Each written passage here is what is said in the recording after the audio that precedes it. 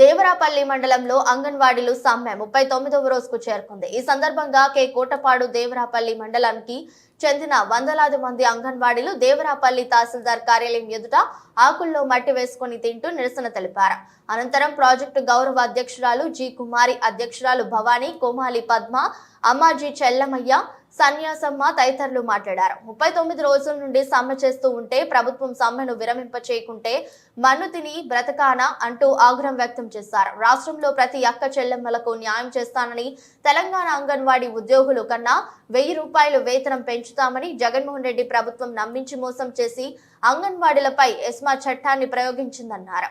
ప్రభుత్వం చర్చలకు పిలిచి సలహాదారుల చేత చర్చలు జరిపించి లక్షలాది మంది అంగన్వాడీలను హేళన చేస్తున్నారని తెలిపారు.